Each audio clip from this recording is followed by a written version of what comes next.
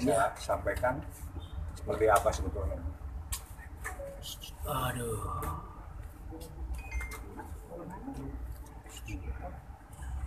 Saya sebenarnya nggak nyangka ya mesti ada di momen ini. Saya itu sebenarnya menghindari. Maaf juga buat wartawan semuanya, saya kan nggak pernah menjawab.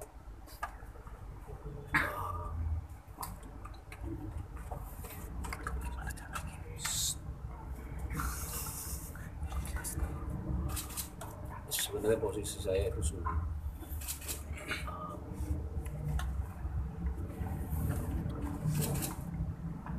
Saya memang bisa dibilang dikhianati sama dua orang rekan saya, dari pihak perempuan sama laki-laki. Yang laki-lakinya itu adalah teman baik saya sendiri.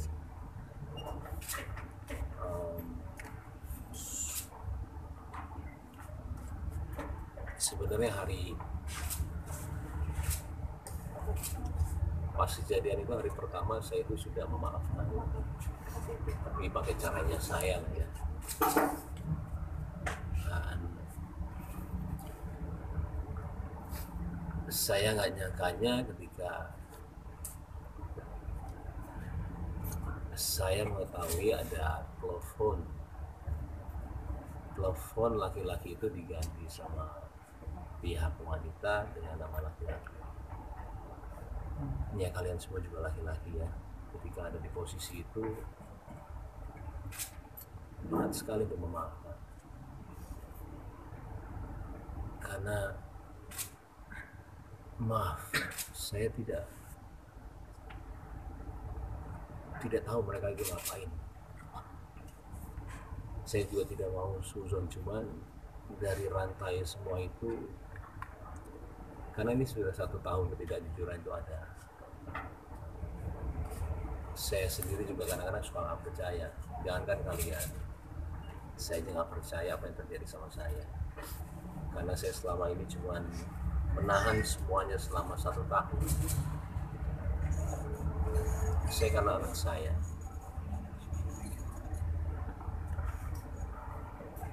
Saya kalau udah bicara anak, terserahlah. Apapun yang kalian mau bicara mengenai saya nggak ada masalah sama sekali.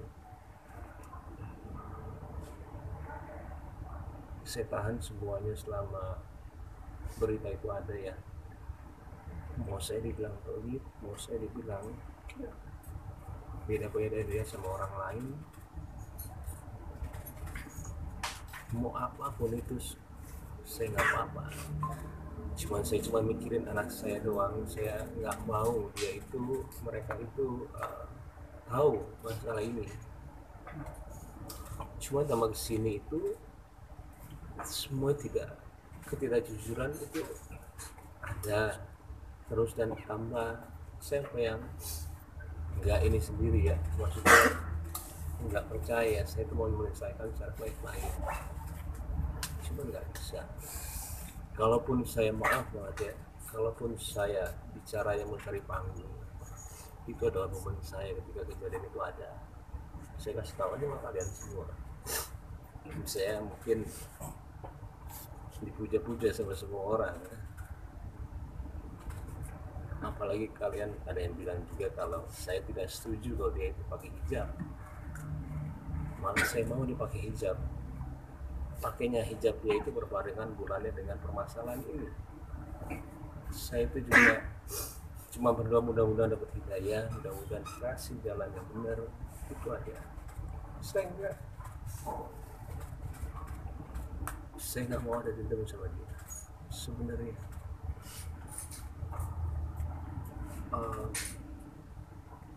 Apalagi dibilang, saya jujur selama hidup saya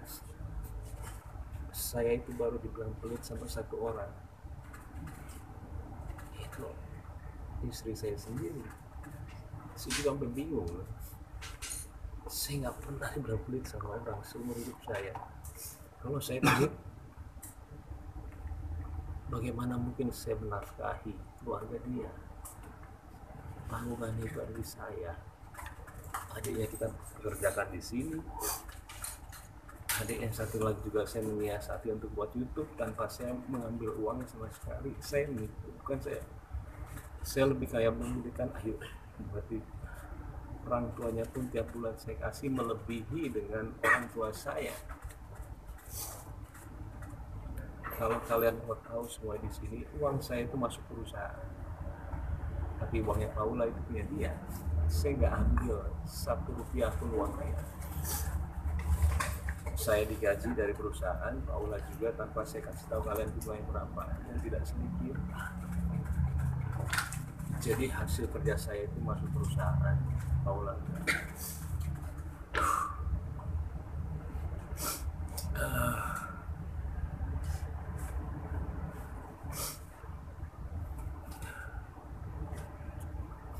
Dan sebenarnya saya juga bingung ketika pembicaraan, maaf harta gonogiri itu ada sebelum kita perceraian. Itu karena saya juga menanyakan, buat apa membicarakan harta gonogiri? Kan kita belum cerai. Saya itu nggak pernah ngecek handphone istri saya karena saya sangat percaya sama dia. Sekalipun saya nggak pernah. Ketika ada berita itu ada, yang datangnya dari asisten pribadinya, saya nggak ngecek ya, maaf. Ini kasih lihat saya. Terus saya mau ngomong apa? Saya nggak akan jabari di sini semuanya. Saya ke keluarga saya tanya harus gimana, ini begini. Mereka bilang selesaikan. Dan juga saya nanya sama ayah saya, satu kunci kehidupan saya dalam kehidupan, saya selalu menanyakan orang tua saya. Keputusan dia adalah keputusan saya. Mama saya udah nggak ada. Ayah saya bilang selesai. Mau bukti apa lagi Pak itu? Akhirnya saya datang ke dia. Jadi kalau bilang ini semuanya tiba-tiba, enggak. Saya waktu itu udah nggak kuat juga, tapi bukan masalah ini ya. Jadi masalah sifat. Saya datang ke orang tua dia dan saya udah bilang kalau saya dulu sudah tidak bisa. Tapi akhirnya saya coba lagi. Saya bilang sama dia terakhir.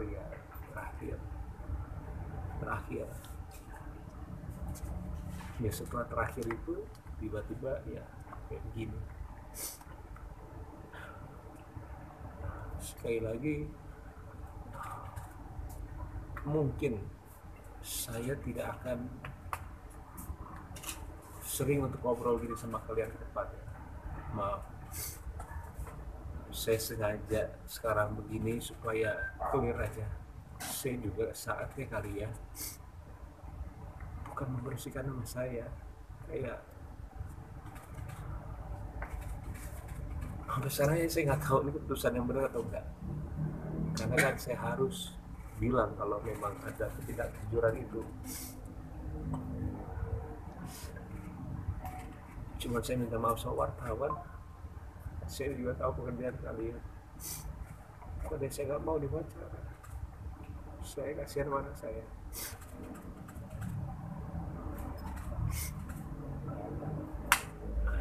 Saya itu aja sih. Ya, jadi pada intinya itu apa yang dikatakan Mbak Irwin itu berjalan sudah hampir setahun yang lalu.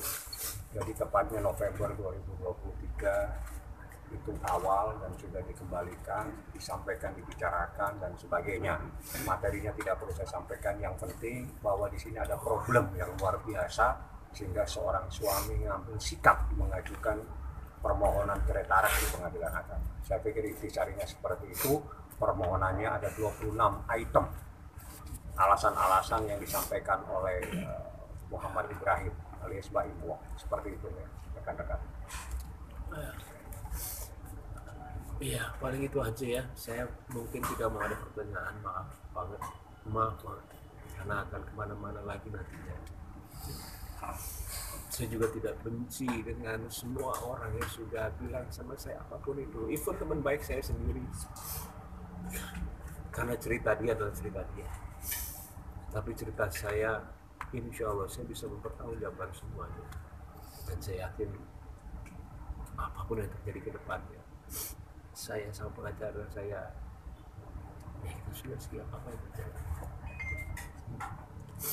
Ya, paling itu aja. Punten banget, saya nggak akan ada pertanyaan, saya tahu kemana-mana. Sekali lagi maaf buat semua wartawan ya. Udah itu aja sih. Bang, tapi Anak-anak masih tinggal gimana, satu Bang? rumah nggak bang? Tidak ada besar rumah. Anak-anak Sudah di sana gimana, gimana, Mas Bayu? Anak-anak Itu saya gimana nggak tahu, Kak. akan seperti apa? Sebenarnya kalian tinggal lihat anak-anak ya sih. Saya itu orangnya tidak pernah berpura-pura dalam apapun ya. Nggak pernah sama sekali. Jadi tinggal lihat anaknya aja. Kalau saya kan kalau bicara sekarang gini, takutnya nanti rame lagi, apalagi dibuat apa, makanya saya takut mau bertanya. Makanya anak sering dibawa kerja segala macam. Iya, oh ada satu lagi, waktu kemarin ada rame umroh nggak bilang. Iya. Saya tuh kadang-kadang mulut saya tuh udah mau ngomong, cuma saya takut salah. Cuma saya juga bukan saya orang yang tidak mau dibilang klarifikasi kan. Ada konsepnya yang sebelumnya bilang, maka dari itu gue nggak bilang gue umroh ke laki-laki yang kemarin. Kalau yang kemarin ya buat saya ketika dia bilang aku mau umrohnya, dan itu paling 5 hari atau 7 hari sebelum minta izin itu adalah boleh nggak kalau misalkan aku umroh. Masa saya bilang nggak mungkin. Dan waktu itu juga saya posisinya itu lagi mau roadshow untuk Lembayung, makanya sekalian lihat saya selalu bawa anak kemana-mana. Untungnya saya itu menikmati setiap detik yang saya sama anak. Cuman berat nggak? Berat lah. Belum lagi omongan orang, mau ngomong apa, mau dikira apa, enggak. Emang tiap saat susah. Mau dia ketawa. Setiap ganggu aja. Setiap saat saya selalu mikirin anak. Jadi buat saya berat atau nggak berat, saya harus ke kota-kota manapun itu bawa anak. Jadi kalau misalkan dibilang izin atau enggak, buat saya itu tidak izin. Waktu kemarin yang 2 sebelum itu memang ada cerita. Kalau yang kemarin saya bilang, ya makanya saya bilang nggak tahu. Itu sih. Berarti tapi juga Mas Bayu hak asuh gimana Mas Bayu? Pengacara saya aja. Gimana Bang untuk hak asuh? Kalau permohonan hak asuh kita udah ajukan, itu merupakan salah satu petitum permohonan yang kita sampaikan di dalam permohonan kami. Alasannya ada 26 item persoalan yang kami sampaikan secara mendetail, dan permohonannya adalah juga terkait dengan hadona anak yang di bawah umur dengan persoalan-persoalan yang kita sampaikan. Ini bukan hal yang mudah diambil keputusan, cukup berat, tapi ini yang terbaik dan harus dilakukan di saat sekian tahun harus mengalami penderitaan yang luar biasa. Tidak gampang seseorang laki-laki mengalami keadaan seperti ini. 1 tahun bukan waktu yang cepat, lama sekali dia harus menderita. Tidak sanggup, akhirnya pengadilan diserahkan persoalan ini ke pengadilan, seperti itu. Tapi sikap Paula sendiri di saat digugat cerai sama kamu gimana? Anda tanya ke Paula. Mungkin ngobrol gitu sama Bang Fahmi, perselingkuhannya sejauh mana? Terus ada melanggar hukum pernikahan nggak sih Bang? Itu otomatis Anda bisa tanya ke Humas. Yang jelas 26 item itu adalah hal-hal yang luar biasa, bahkan dengan ayat-ayat pun kita sampaikan. Jadi seorang wanita itu bagaimana perilakunya terhadap seorang istri, terhadap semuanya ada. Dalil-dalilnya juga bukan hanya KUH bukan hanya undang-undang perkawinan, termasuk kompilasi hukum Islam, termasuk ada beberapa hadis kita sampaikan. Bagaimana sikap seorang istri terhadap suaminya? Itu semuanya secara mendetail kita sampaikan. Detik kami sampaikan, kejadian tahun ini dan tahun-tahun kita sampaikan. Seperti itu. Ini hal yang berat. Mas Tapi Baim, ini yang harus Mas dilakukan. Baim mungkin ada kaitannya dengan postingan Kak Baim yang dulu di Juni lalu terkait jangan ganggu istri orang, itu ada kaitannya dengan hal ini, Kak Baim? Jujur, Ya, jujur lebih baik mas. saya yang tahu masalahnya dan keluarga yang tahu masalahnya kadang-kadang suka sakit hati melihat postingannya. Sakit hatinya tuh kok begini ya. Akhirnya kita mungkin ada rasa kayak tapi lama-lama sekali 2 kali posting saya takutnya jadi seperti dia. Saya mute semuanya dan saya di TikTok juga saya. Jadi setelah kejadian yang itu saya udah nggak pernah lihat postingan dia semuanya, yang buat saya tenang. Takutnya saya ada dendam karena tahu kejadian sebenarnya kan kita juga. Saya tidak bilang dia apa cuma dia sakit hati aja. Ada Kak permohonan Baim maaf mungkin dari teman-teman yang ini? teman Ada dekatnya permohonan Kak maaf dari Baim laki-laki itu ini nggak mas? Atau sama dari Paula juga? dari artis atau pengusaha atau apa Kak? Mungkin lebih jauh. Ada permohonan maaf nggak dari mereka? Laki-laki itu nggak pernah datang ke sini lagi setelah itu. Pembelaannya apa Bang Paula ketika ketahuan? Tanya Paula aja. Kalau dari laki-laki Nggak mungkin membantu. bang ada permohonan pembelaannya maaf. atau Ada permohonan klarifikasi? maaf. Tanya Paula, tanya siapa dia, tanya yang bersangkutan. Berarti Biar kita tidak menimbulkan fitnah, karena kalau ditanyakan ke Baim fitnah nanti jadinya. Jangan. Jadi biar dia menjawab apa yang dia tahu, apa yang dialami, bagaimana seorang suami, seorang laki-laki 1 tahun menderita diem saja tanpa melakukan perlawanan apa-apa. Dan ini begitu melakukan perlawanan pengadilan yang diajukan, langsung diajukan ke pengadilan. Inilah Muhammad Ibrahim alias Baim. berapa kesempatan Bang, yang bagaimana diberikan? Iya bang, Ini, Bang. berapa kesempatan? Kak Baim seperti apa nanti bakal